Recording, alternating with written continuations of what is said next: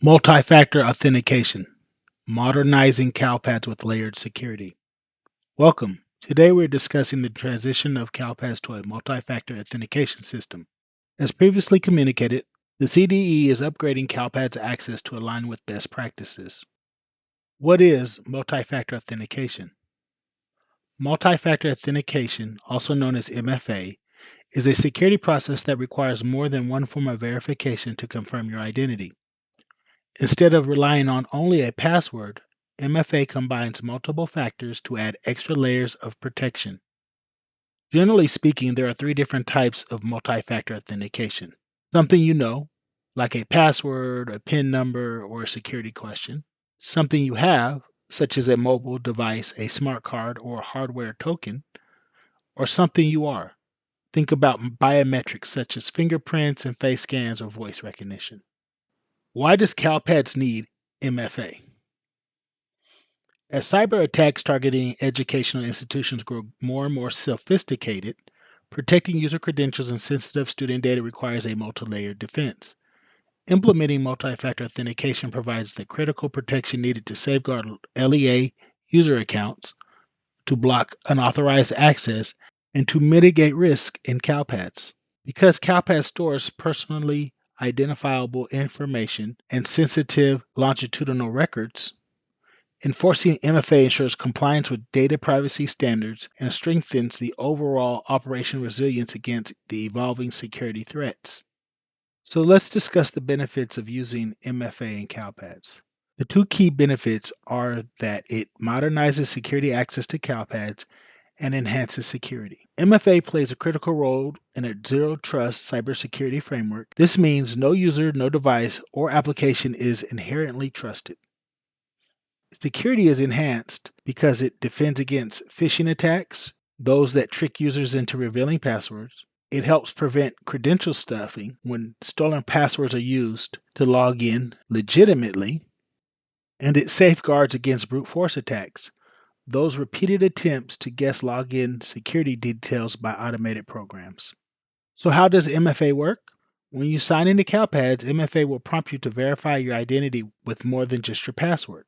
So you're going to enter your CalPADS username and password in the login screen, as you are accustomed to.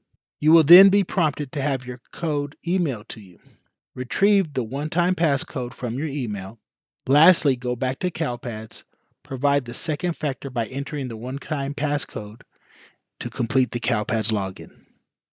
So how will CalPADS implement MFA? As stated, MFA was first announced in CalPADS Flash 319, and you can always go back to that flash to review it for more information.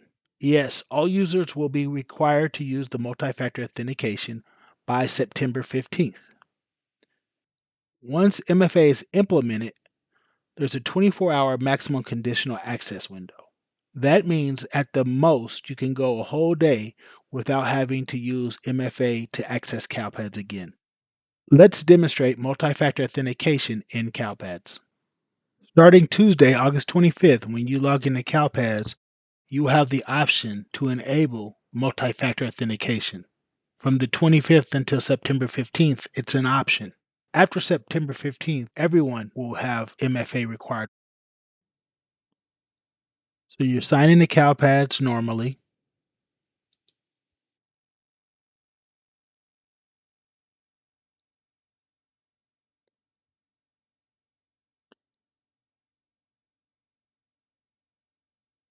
And when you get to the CalPADS home screen, you notice underneath Welcome, there's an Activate MFA. I want to reiterate, you can expect to see this on Tuesday, August 25th, and you will have this button until you either activate MFA or September 15th comes and MFA is automatically implemented into your account. Just select the button, confirm you would like to activate the MFA for your account. Yes, I would. MFA is activated successfully. Your account is now opted into the MFA functionality. Close the window. You're not going to be kicked out of CalPADS, nothing like that, right? You can go on about your session, navigate around as you normally would. You have full access because you're logged in.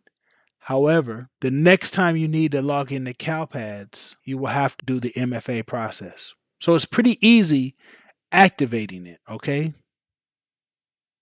I'm going to log out and demonstrate what to expect once you have multi-factor authentication activated. All right, this is a new session. I click sign in. I select my account. I enter my password. Nothing's changed. Now this is the second factor of authentication, right? This is the second layer. I did the same process that gave me normal access to CalPads, but I'm still blocked. I have to initiate this. This is a button. I know it's not bright. It's not bright green.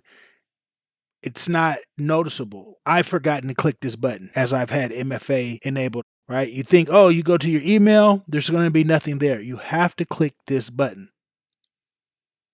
Now you can see it says enter code. This is when you go back to your email. So I want to bring your attention right here. It says CalPads via Microsoft. That's going to have your code, right? Account verification code. So I'm just going to copy this code. And I'm sure you've done this for other websites. And now I'm done with my email. I'm come here, paste the code in. That confirms I have access to the email that's associated to this account. That's the second layer of authentication. Terms and conditions, I accept those. And I have access to CalPads once again.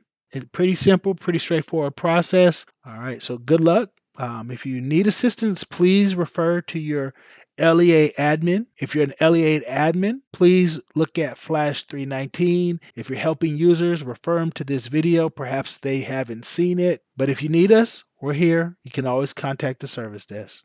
Remember, go to training. Regionals are on the way.